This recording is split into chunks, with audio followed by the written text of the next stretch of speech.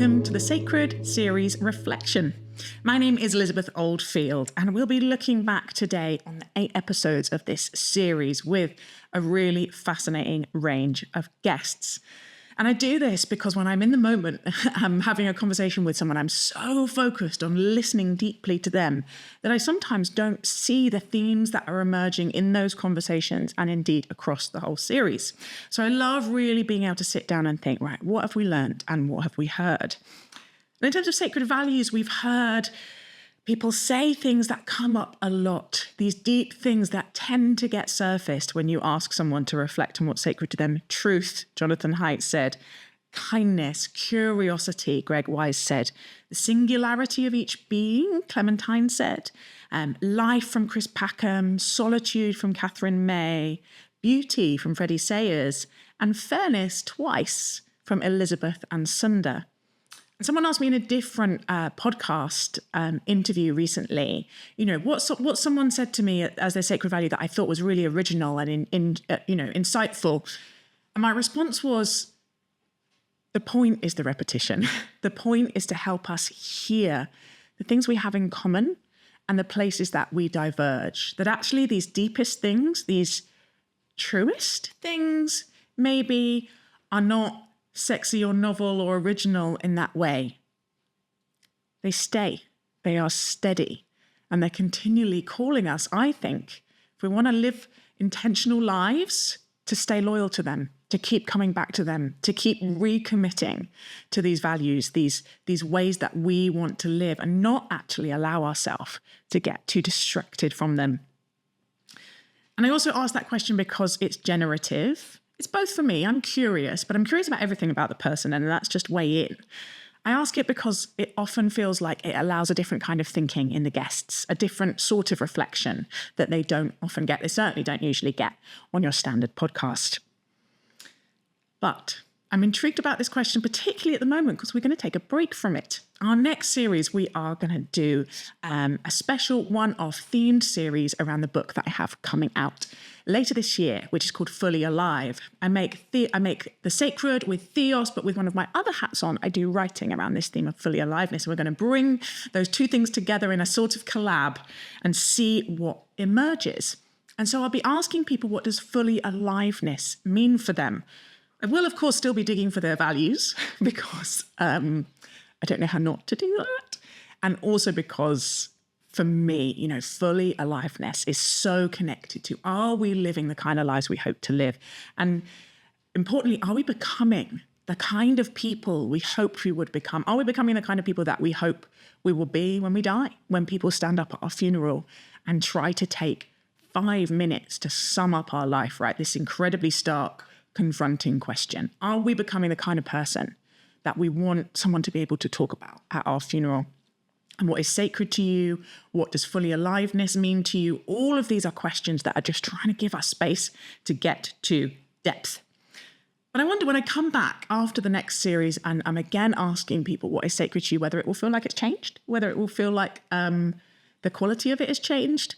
Something that I'm aware of is that when I first started asking it in 2017, it wasn't a particularly familiar word. People might have heard of the Sacred Heart if they had sort of some awareness of Catholicism. They might have used the phrase sacred music if they were in the classical world. They might know the phrase kind of sacred places as a way of thinking about geography and space. But it was still quite an unusual word. I haven't gone and done the Google Ngram on this because I wonder if it's too recent. But my instinct is it's moved from quite an unfamiliar word to one that is more in common parlance. I wrote early doors that I liked it because it had not yet been co-opted by this does sound mean, by what I call the wellness industrial complex, that it had not yet been put on loads of brands of candles. I think there's quite a lot more sacred candles now and ways of people thinking about their spirituality in sort of shallow ways, but also in deep ways about what is sacred to them. It's become slightly more mainstreamed as a word, would be my guess. And I'm interested in that and whether that makes it easier for people to use it as a way to reflect or harder. I'd be interested in your thoughts on that. The themes coming through this series, trauma, I think, hardship and struggle and the ways they form us. We had, particularly in the first half of the series, I think, a very noticeably high level of vulnerability from our guests. Greg Wise, who most people probably know as an actor, talking about being present with his mum as she died. Chris Packham, who has written this very honest and exposing memoir, but is known by most people for talking about, that same week he was in the Times, the Times talking about birdsong, is known for being quite sort of subject focused around wildlife and nature and the environment, being so open about his childhood and grief and bullying. Clementine Morrigan, right? Childhood abuse, loneliness, the way addiction and lives spinning out of control so often come from pain in your childhood. Such an important, salutary, challenging story to hear. And other guests in other ways coming as their whole selves and being vulnerable about their stories, which I am so grateful for and honoured by, that to be trusted with that, because it's not a given in this information environment. That wouldn't just be kind of ripped into a salacious headline or made into grabby content. And it made me realize again and again how powerful vulnerability is for helping us see each other as fully human. How much when someone comes undefended, we are invited to meet them undefended.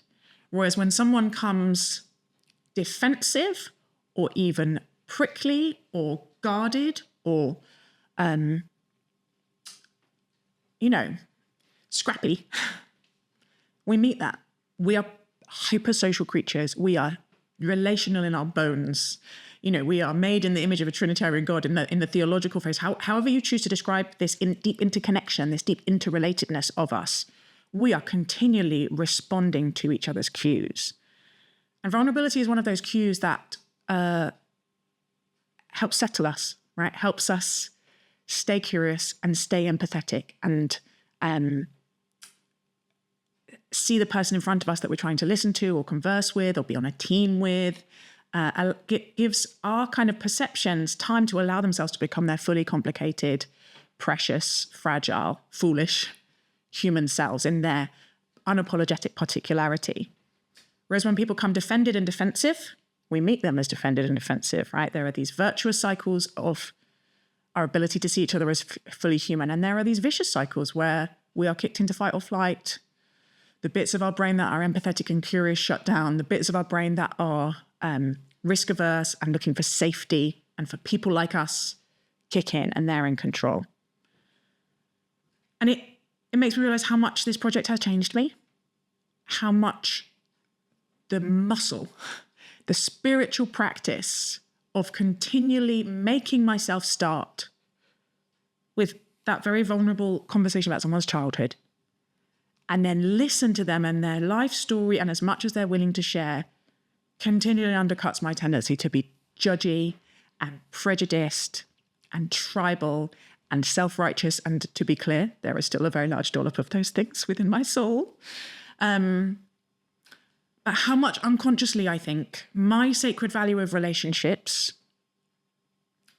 I have enacted that value in this practice. Because our values are just ideas, right? They're just nice sounding words. You can be someone who would say to me that my sacred value is equality and never make any decisions in your life that reflect that. You could be someone whose sacred value is fairness and lives unfairly towards other people. So I think what I'm going away with, and the very gentle challenge I'd like to leave with you, is if you kind of know what your sacred value is, what are the practices that you are embedding in your life with intention and seriousness to help you grow towards that thing and not away from it? Because the world will fight you. All the other competing values will fight you. Distraction will fight you. None of this comes easy. So what can you be doing to be moving towards the kind of person that you want to be, the way you hope to be described when you die? Wow, this got really heavy, but important, I think. I was left with a couple of things really lingering from this series. One was how delightful Elizabeth Alker is in her ease in her own skin and how I want that. One was how Jonathan Haidt's work around the anxious generation and the underprotection of young people in online spaces might actually really affect the next generation of values, and how when you've got this generation being raised less strongly rooted in what sociologists might call morally formative communities, right? That I think the reason I ask people about their childhood and their family is that a lot of our values formation happens then, and we can be reacting against how we're raised as well. It can clarify that our values are not in line with the community that we are raised in. But something about the sort of ambient values of where we are raised shapes our whole worldview. But when you have a generation for whom at quite an early age, their dominant imaginative space has not really been so much in their family or their school or even their physical friendship group, but in these very fractured and I think distorting online spaces, can values formation happen?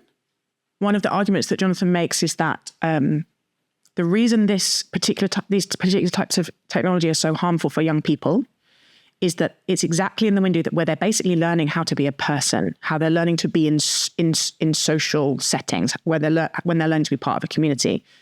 And in physical spaces, you learn that because you join things that are high barriers to entry, like a school or a family or a club. And those things also have high barriers to exit. You can't easily leave your school. You can't easily leave your family. It's quite a big deal to just walk away from Scouts on the smallest thing, right? Someone's going to ask you what happened. They're going to check in with your parents. And what those high barriers to entry and exit communities do is they force you to work stuff through. They force you to disagree and then repair. They force you to navigate other people being real in the world and the fact that you are not the only real person in the world. And you have to listen to them and take account of their preferences as well and learn to negotiate and become a grown-up. But that when young people are primarily functioning in places that have low barrier to entry and low barrier to exit, you don't have to do any of that. You can just leave. You can just seek a space that more perfectly is tailored to your preferences and won't challenge you and won't ask questions of you and won't require you to grow in any fashion. And so I wonder if you can learn deep values in low barrier to entry and low barrier to exit places, or if actually part of the unmooring of those technologies is it will be much more difficult for that generation to know what they think about what a good life is and what is the kind of person they want to be becoming. And so I'm so grateful for his work and this sense that there's a tipping point around our awareness of those harms, particularly as a parent. And then Freddie, I had a really lovely conversation with, and I said earlier about not wanting to just rip people's vulnerability and make it into content, right? To treat the people in front of us with as much dignity and humanity as we can muster.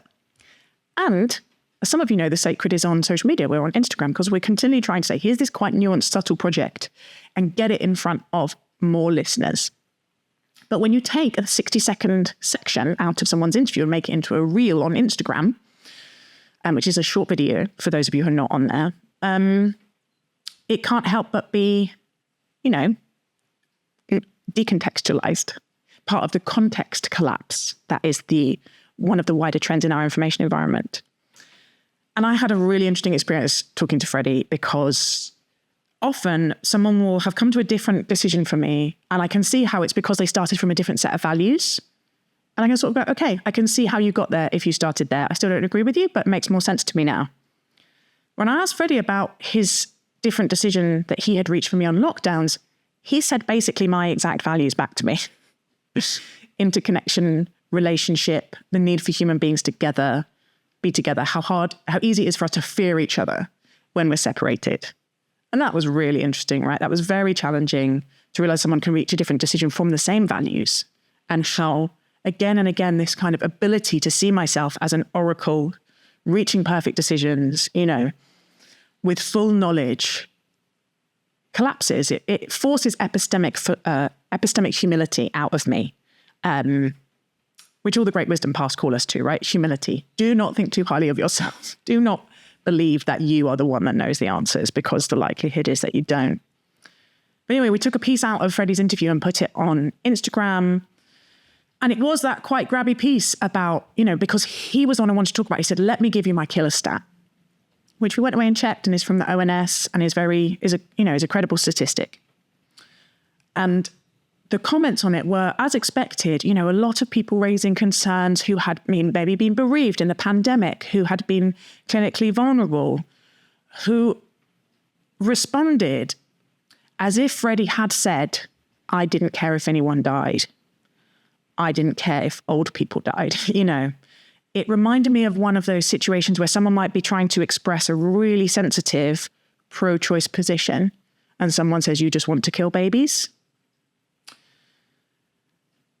And how hard it is to hear each other, how hard it is to really hear what someone's saying when we are in that defended posture, right? When we are triggered into fight or flight, when we are expecting to disagree with them because they are not like us, how hard it is to really listen.